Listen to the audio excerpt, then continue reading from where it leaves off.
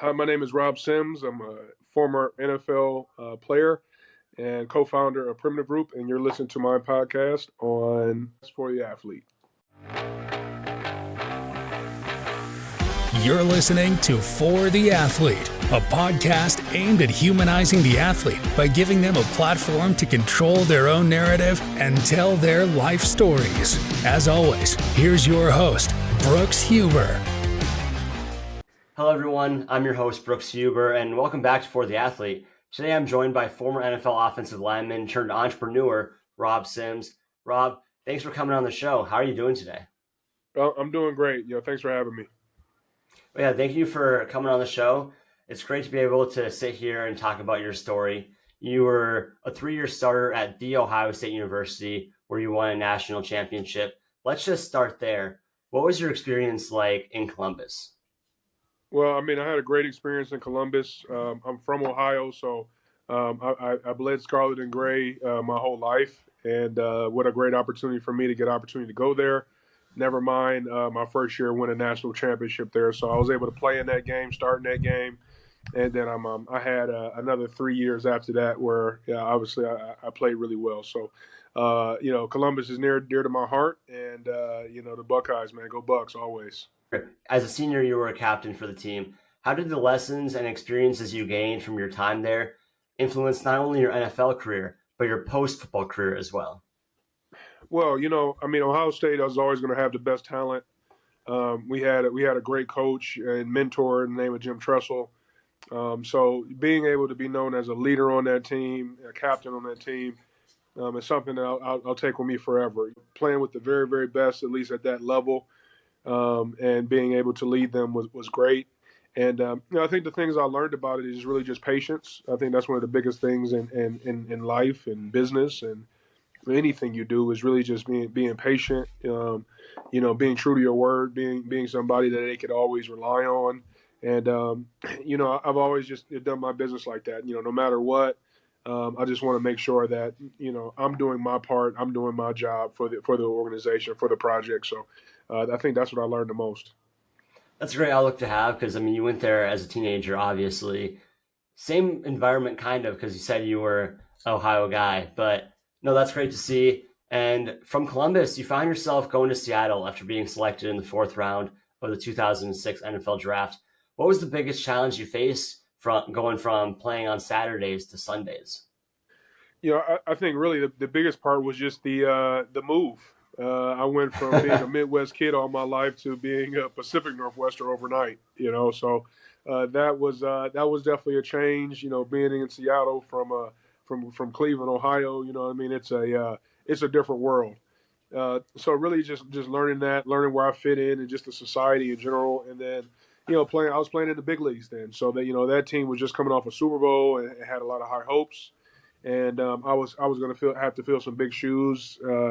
With Steve Hutchinson leaving the year before. So, I definitely had my work cut out for me. I won't say it was an easy 4 years, definitely a lot of ups and downs, but, it's what really cut my teeth in the NFL and gave me an opportunity to be successful long term. It's great to have another Midwest guy. I think this is the 4th straight episode I've done with Midwest guys, Yep. More so in the Minnesota area. But, people don't really talk about moving to a whole different city. That's difficult. Let alone going from college ball to NFL ball. I guess, what was the biggest challenge of being in your own world right there, having your own apartment and whatnot?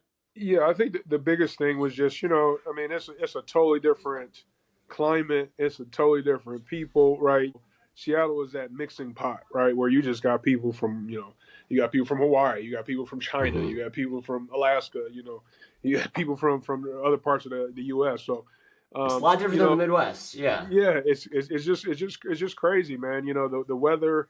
I've never been in a place where you could be on the beach overlooking a major city, overlooking snow-capped mountains, man. So it's just like a really, really different place.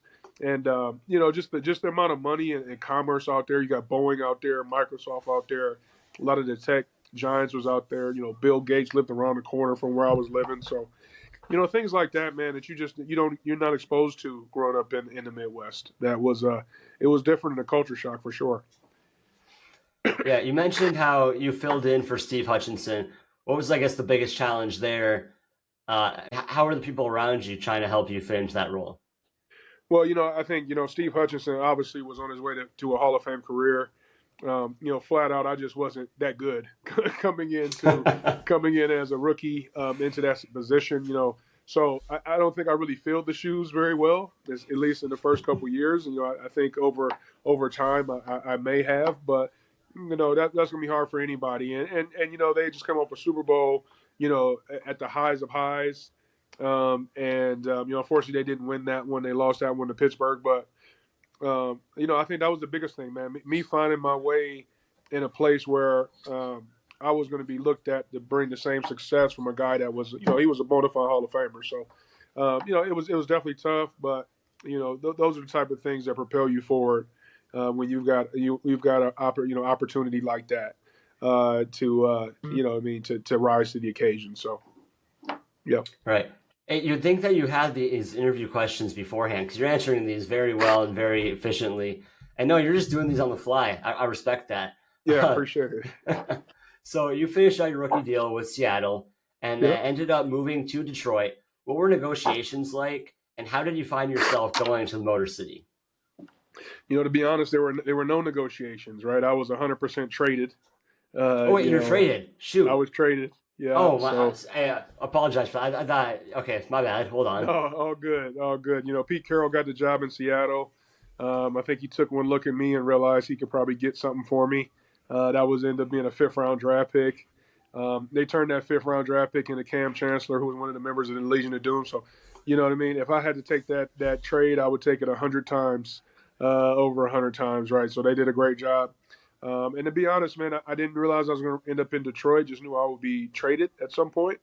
And Detroit ended up being the place. To be honest, I thought that's where players went to die at the time. They were coming off of an 0-16 season, and I think they had a 2-14 season. So I didn't see much promise and didn't see myself being around for too long. But once you met the guys and you meet this town, right? I felt like I was home again, right? I'm in the Midwest. And, it's a place that I've lived for the last 13 years, either, and been a professional. So this place definitely has a way of growing on you. But definitely a shock being traded. And once again, having to find your own way.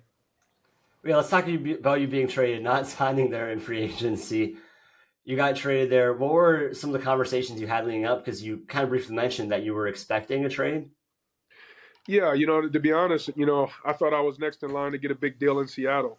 I thought I had played very well my 4th year. I was starting to really come into my own. I was young, and I thought that, I would be one of those guys that can sign that $8 million a year contract.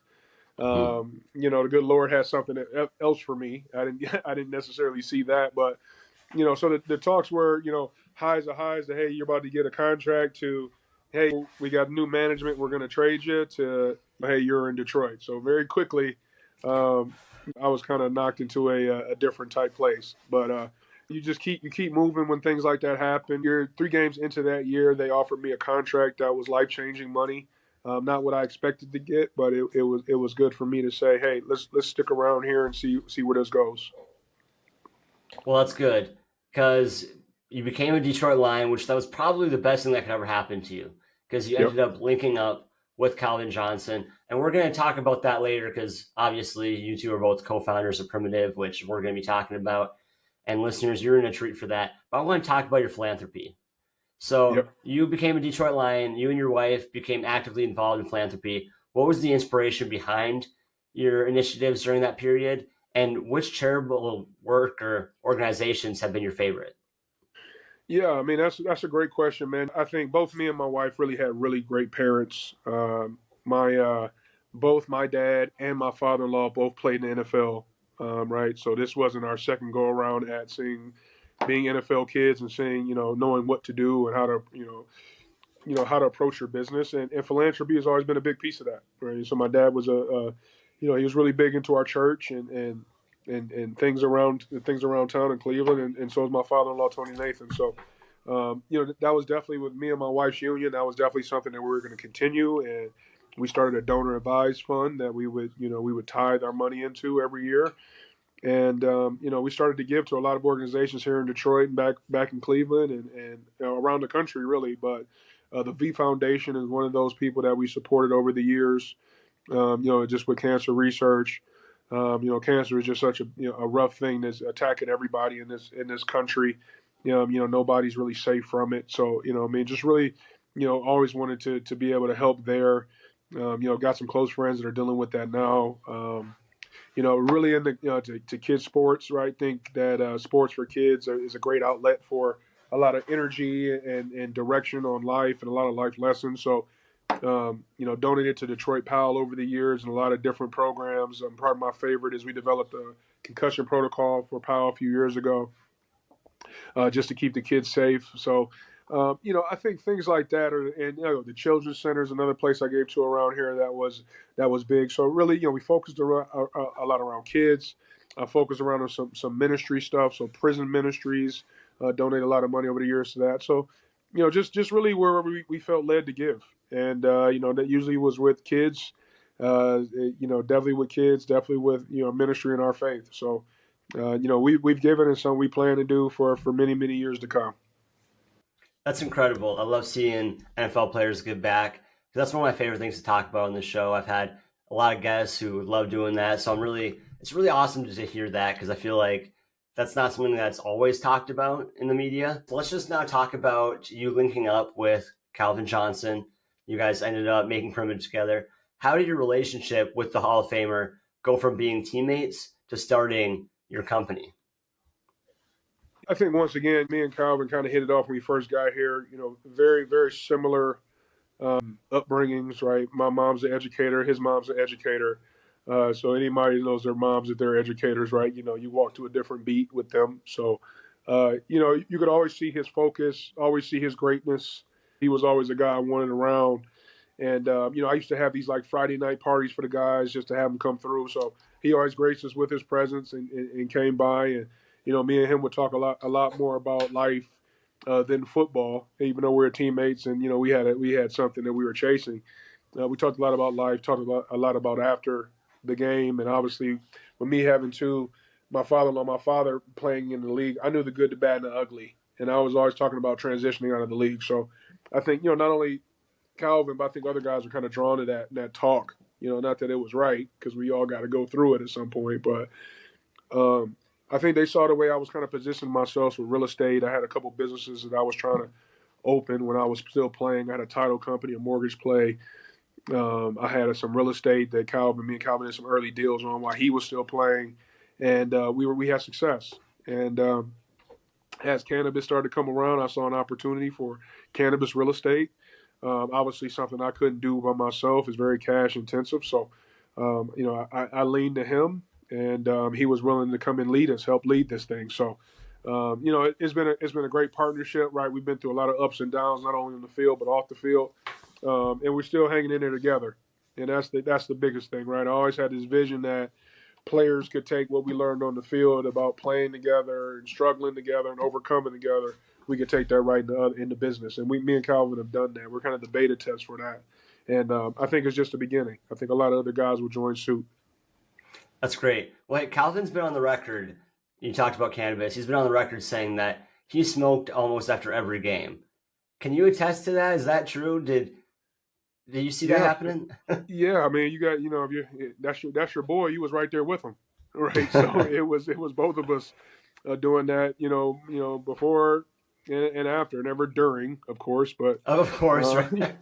For me, once again, I saw guys in my dad's era go down the wrong path with pain medication. Right, I was seeing guys that I was playing with at Ohio State and in the league early in Seattle that was going down this wrong page as far as opioid use and things of that nature. Not, I just didn't. It didn't never make sense to me to do all these great things in the NFL, but then ultimately lose your soul to something like that and have to be addicted and not be able to enjoy the fruit of your labor. And cannabis was that alternative for me. I tore my pec in 2008, and they tried to give us some opioid pills that basically said, "Take when you have pain. When you're a football player, you have pain all the time." So it just, for me, I just needed something different. I needed an alternative. And I did it, and I wasn't the only one. There were a lot of other guys that found cannabis as being beneficial. I mean, and at least one of us has showed up in the Hall of Fame. So There we go, right? we know that it doesn't hurt you from performing, right? It can only help. So that's the kind of way we kind of linked up with cannabis. Well, yeah, because at that time, wasn't that banned, or what was the substance that was banned there? Because you hear about Josh Gordon, he didn't play for like 5 years because of it. Yeah, no, absolutely. I mean, it was banned. I wish it wasn't, so I wouldn't have to, do that. But I think it's not banned now. I think it's not good banned now. now. I think they still may fine you now, but they Potentially, won't yeah. suspend you. So Right. we're getting there. All we can ask for is the baby steps, right? All we can do, right? This didn't start with me and Calvin. This has been going on since football's been going on, right? So I think we're getting to a good place, But of course, it takes time. NFL is a big place. It's a big place with a lot of people to answer to, and it's just going to take time. But I think we're headed in the right direction. Well, yeah, you say it takes time. There's still a certain stigma around cannabis use. How are you and Calvin working on erasing that? Well, I think we're just being intentional about it, right? I think you look at our vision, mission, and core values. When you look at like what's the company all about, the first line is you're going to see we want to change the stigma, and we want to use our platforms to change the stigma. Why? Because there are a ton of people out here that are suffering with pain, are suffering with they're dealing with something, whether it be cancer or whatever they're dealing with ailment, that cannabis could potentially help. I'm not going to say we got the cure, but we do have something that could potentially help, and at least an alternative for them to look into and to start getting comfortable with, right? That's why I want people like now. I want people my mom's age in their 60s and 70s to experiment with it. So when that day does come and they do need something, they know what it's about. It won't be this big shock to them, and they won't just rely on whatever medicine that is given. Not that stuff isn't great, and we spent tons and tons of research dollars to get those medicines in a great place.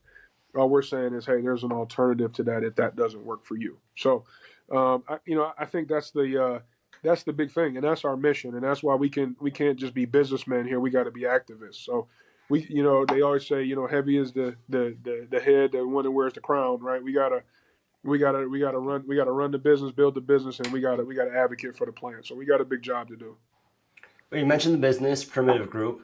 That's what you and Calvin are co-founders of. You kind of already touched on the company's mission, but could you touch on the role in advancing the way cannabis is used a little bit more?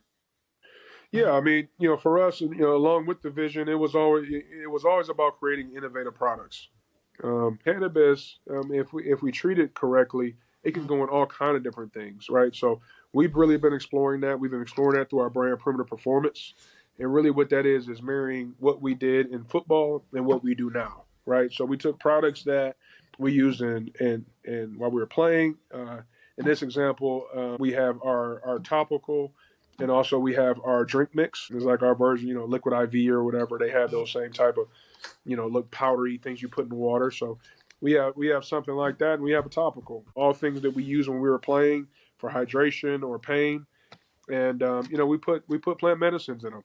And we're just trying to take the next step. We're not only just using THC or CBD, but using some of the minors, right? CBG, CDC, CBN, things like that. So, we're being really intentional about what we're trying to do. Like I said, we do that through the vision, mission, and core values, and that's our anchor. But everything we wrote on that paper, we've been able to accomplish. So we're headed in the right direction. Well, you mentioned your new product line called Primitiv Performance, which you dropped this year. What led to the development of these products? You mentioned their rehydration solutions and topical creams, and how have they been received by athletes and other customers who use them? Yeah, we a couple years ago we ran into a group called CYP, Choose Your Protocol, and they were taking minor and major cannabinoids, and they were putting them in things like drink mixes and topicals and sleep formulas and all kind of different things, anything you could think of, right? And really it got and for us, we were always fascinated with this nano product that was seemed to be like the new thing on the street. It was going to be like water soluble, that it was going to give you the opportunity to put in anything you wanted. You know what I mean, and really create different classes for your products, right? So we met SIP. We hit it off with them. We like what they were doing. They had the product, we had the brand.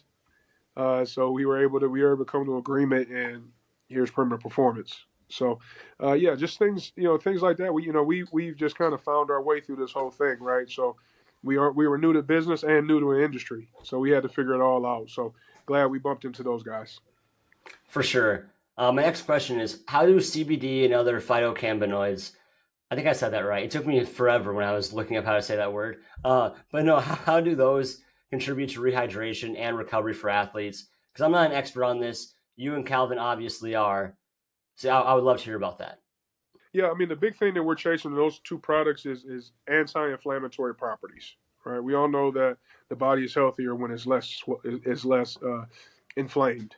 So that's what we're always trying to do is like, what can we pack in here to to help someone take some swelling out, or take some and some inflammatory things out. How do we get that? So that's what we kind of came up with, the four minors. The topical is one that obviously goes right to your skin, and we're seeing some great anecdotal evidence about that product working. And we've got tons and tons of referrals and people that are like, man, we love this stuff. And then the drink mix, right? It's packed with a lot of things that just aren't cannabis products, right? We're putting vitamins in there. We're doing things like that because we just know hydration is such an important key to life, especially sports. So, we're taking the minors and we're playing with them, right? We still have a ways to go as far as perfecting our formula and things like that. But what we've been able to do so far, shows some great promise. Yeah, what does the next 5-10 years look like for Primitiv? I think the next 5 years is you see like one-off products coming out of our camp. Our topical is one we're really, really excited about because we think like that one has legs, like anything. It can start in NFL locker rooms like BioFreeze and Tiger Balm did, and then one day be on the shelves. Like I can see a trajectory for that product like that. But we got a lot of work to put in to get there, right? So, but I definitely feel like we're on that trajectory of being able to bring some products like that can hit the mainstream and hit big, and not only be sold e-commerce but be at big box stores down the line. So, those are the things we're chasing right now, along with just strengthening up our foundation as always, right? We still have our store out in Niles, Michigan that is doing great. We've got our manufacturing facility and our cultivation facility in Weberville, Michigan. So we're still ways away from tightening the screws all the way up, right? So that's the thing about us. If we're going to come out here and push a product, we better make sure it's the best. And to be the best, right, we got to keep working through the processes to get there. So we're getting there slowly but surely. But the market is spoken. I mean, we're in 160 stores right now, and our current company store is doing great. So I couldn't be happier where our team is performing right now. Yeah, could you ever see Primitiv working with the NFL? The NFL once was completely anti. Now you see them kind of doing the whole 180 on all that stuff, right? Yeah. Could you see you guys working together? Well, I mean, who better? Who better than one of your sons to come out? One of the guys that you brought up through your ranks that were able to be successful. One of them being a Hall of Famer, and not only take what they learned and apply it to football, but are able to apply it to business and be able to reconnect with you. It's a better story for them than it is for us, to be honest, right? So, I think they'll see it. I think more importantly, we have to be ready when that opportunity comes. I know it will come. It's the fact that will we be ready to take advantage of it when we do, to leverage it when we can. That's interesting. That's all I have for you on Primitiv. Is there anything else you want to talk on about your company? No, I'm great. No, those are great questions.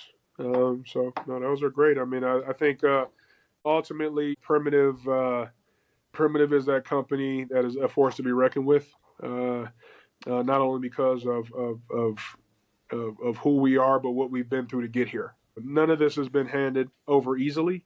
And I'm just thankful that me and Calvin were able to work through it, and we were able to build a team that's very that goes through adversity like they do. So we're excited about the future. And like you asked the question about next 5 or 10 years, man, we'll see. But really excited about it. We'll see for sure. Well, hey, I'd be remiss if I didn't take the time at the end of our conversation and talk about your partnership with Nestry, which fans of For the Athlete are familiar with, as I had the opportunity to talk with co-founder Dr. Tommy Shavers about a month ago. And for those who don't know, Nestry is a mental and cognitive strength training and solutions company that leverages neuroscience and AI machine learning technology to personalize how people get better, feel better, and perform better. You guys kind of have the same mindsets on getting people to feel better, just different ways of doing it. With this in mind, what was your experience, or what has your experience been like with Nestry, and what's your biggest takeaway from working with them?